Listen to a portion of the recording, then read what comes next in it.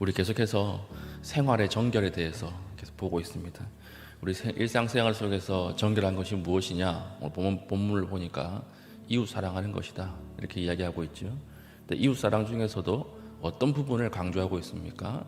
약자에 대한 선대예요. 다 이게 약자 보호법이거든요. 그러니까 약자에 대해서 사랑하고 약자에 대해서 행하는 것이 나에 대한 거룩함이다 이렇게 하나님이 이야기하고 있습니다. 그래서 하나님 나라는 불공평한 나라라고 하는 거 아시죠? 하나님은 공평하신 하나님 이렇게 우리 얘기하지만 한번 가만히 보십시오. 하나님 나라 굉장히 불공평합니다. 왜 불공평한가? 약자와 강자가 싸우잖아요. 그럼 하나님은 산술 평균적으로 중간적 입장을 취하지 않으세요. 하나님 어떻게 붙이시느냐? 강자의 것을 빼앗아 가지고 약자 편에 붙여서 평균을 만드시는 거예요. 그게 중간을 만드시는 것입니다. 힘이 있는 사람과 힘이 없는 사람, 대기업과 대기업 마트와 이 구멍가게랑 싸우면 대기업이 무조건 이길 거 아니에요. 그러니까 하나님은 대기업이 가지고 있는 것을 뺏어다가 약자 편에 붙여가지고 평균을 만드시는 방식. 그러니까 힘 있는 사람, 많이 배운 사람, 돈 있는 사람은 하나님 나라 굉장히 불공평한 거예요. 그래서 부자들, 있는 사람들, 기득권들에게는 아주 불공평한 나라가 하나님의 나라예요. 하나님 약자 편이에요. 이걸 볼 때 우리가 아래로 내려가는 것, 거기가 은혜 받는 장소죠. 약자 편에 서는 것, 거기가 은혜를 받는 장소다라고 할 수가 있습니다. 오늘 그 얘기하는 것입니다. 우리 인생 중에는 싹쓸이 인생이 있죠. 그 사람 들어가면 거기에 있는 거 풀 한 포기도 안 나는 그런 인생들이 있습니다. 다 쓸어가가지고 우리 뭐 쌍끌이 그물이라고 하나요? 그물 던져가지고 바닥부터 쓸어 들어오면서 거기 있는 것만 씨를 다 말리는 그런 어획 방법이 있지 않습니까? 그런 인생들이 있습니다. 그리고 이게 세상이 추구하는 잘 사는 인생관이에요. 근데 하나님께서는 너는 싹쓸이 인생으로 살면 안 된다라고 하는 것입니다. 흘리면서 살아라 이렇게 이야기하고 있는 거예요. 좀 흘리면서 살아라. 다 쓸어가지 말고 좀 흘리고 베풀고 흘려보내면서 살라 이렇게 얘기하는데 이게 9절 10절이죠. 너희가 너희의 땅에서 곡식을 거둘 때에 너는 밭 모퉁이까지 다 거두지 말고 내 떨어진 이삭도 줍지 말며 내 포도원의 열매를 다 따지 말며 내 포도원에 떨어진 열매도 줍지 말고 가난한 사람과 거류민을 위하여 버려두라. 나는 너희의 하나님 여호와니라. 다 따지 말라는 거예요. 다 줍지 말고 네 것이라 할지라도 네가 열심히 일해서 소출을 맺은 것이라고 할지라도 다 네 것이 아니라는 거예요. 거류민과 가난한 자를 위해서 일부는 남겨두라 이렇게 말씀하고 있는 것입니다. 근데 이것이 하나님 보시기에 거룩이고 경건이다 이렇게 말을 하고 있는 것이죠. 우리나라도 그런 거 있지 않습니까? 이 감을 딸 때 밑에는 다 따먹고 위에 몇 개 남겨두죠.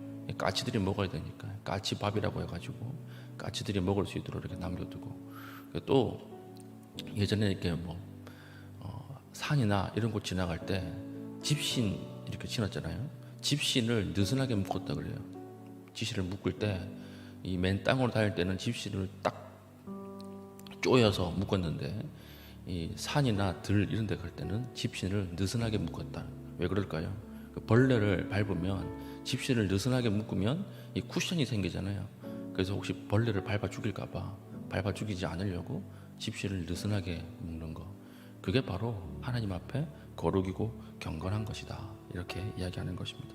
우리 좀 흘리고 살아도 됩니다. 왜 그렇습니까? 하나님이 압도적으로 부어주시는 은혜가 있기 때문에 그렇습니다. 이 은혜를 믿는 사람은 좀 흘리고 살 수 있어요. 근데 이걸 못 믿는 사람은 모든 승자 독식 다 가지려고 하죠. 하나님께서는 너희가 인생을 살 때 흘리면서 사는 것이 경건한 것이다 이렇게 이야기를 하고 있습니다. 잠언 11장 24절 보면 흩어 구제하여도 더욱 부하게 되는 일이 있나니 과도히 아껴도 가난하게 될 뿐이라 이렇게 말씀하고 있죠. 흩어 구제해도 부하게 된다. 어떻게 그렇게 가능하죠? 하나님이 부어주시는 것이 더 많을 때 가능한 거죠. 우리가 구제하는 것보다 하나님이 부어주시는 것이 더 많을 때 우리 이런 인생 되기를 축복합니다. 우리 어떻게 아둥바둥 살면서 남들에게 도움 주지 못하고 하나님 주신 것 흘려보내지 못하고 그렇게 내 것 하다가 그렇게 하나님 앞에 가는 것보다 좀 흘려가면서 하나님 앞에 이 물질들을 사용해 가면서 그렇게 살아가는 것이 이 축복이 될 수가 있는 것이죠. 물통을 예전에 이렇게 물을 길어 가지고 올 때 항아리가 구멍이 나잖아요. 항아리가 이거 완벽하지 않지 않습니까? 그 물이 거기서 막 흘러서 새요. 그럼 그 물이 아깝죠.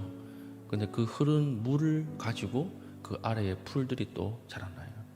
이런 하나님의 은혜가 있다는 것입니다. 다람쥐가 굉장히 멍청한 동물이랍니다. 다람쥐가 도토리를 모으잖아요. 도토리를 모은 다음에 이걸 숨겨놓는데 하늘을 본답니다. 하늘을 보는데 뭘 기준으로 숨겨놓느냐? 구름을 보는 거예요.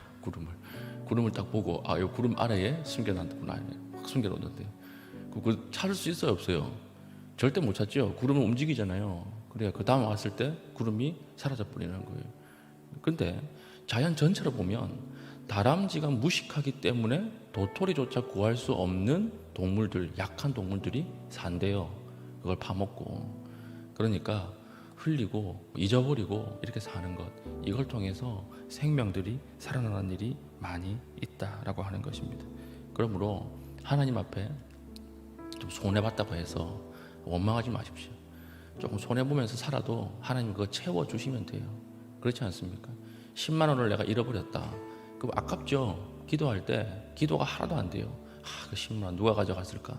나쁜 놈 이렇게 하는데 하나님이 1억을 주셨다 그러면 그 10만 원이 아까울까요? 절대 안 아깝죠. 10만 원 있으나 없으나 상관없는 돈이 돼버리는 것입니다. 우리가 이런 거예요. 우리가 하나님 앞에 10만 원 잃어버렸다고 울면서 불면서 아동바동 사는 것보다 하나님 더 큰 것으로 채워주십시오. 더 흘려보내게 해주십시오. 이때 하나님이 우리를 거룩하게 보시고 기뻐하신다라고 하는 것입니다. 예수님도 내 보물이 있으면 하늘에 쌓아두라 이렇게 말씀하셨죠. 이 땅에는 동록도 있고 도적도 있고 너희들 다 뺏어가는 사람이 있는데 하늘에 쌓아둔 것은 녹도 쓸지 않고 도적도 없다. 그러므로 너희들이 가지고 있는 보물이 있으면 하늘에 쌓아두라 이렇게 말씀을 하셨습니다. 우리 가지고 있는 것들이 있습니까? 오늘 좀 흘리면서 살 때 그 흘린 것을 가지고 더 약한 사람들이 살아갈 수 있어요.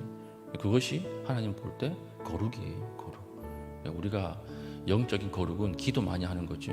그래서 예배 나와서 하나님 앞에 올바른 신앙을 가지고 예배하는 것 거룩이고, 일상 속에서 사는 거룩은 무엇입니까?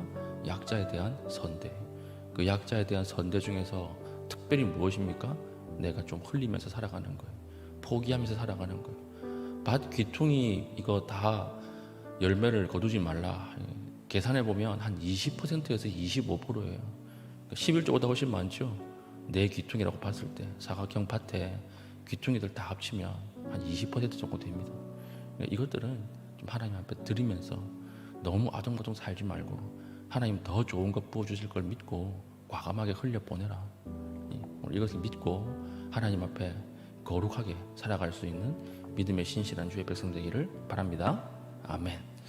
기도하겠습니다. 기도할 때 하나님, 우리가 연약한 사람들을 돌보게 하여 주시고 그들 앞에 놓인 장애물을 치우며 살아갈 수 있는 거룩을 오늘 하루 허락하여 주시옵소서. 기도하신 이후에 개인적인 기도의 제목을 가지고 기도하시고 자유롭게 돌아가시겠습니다.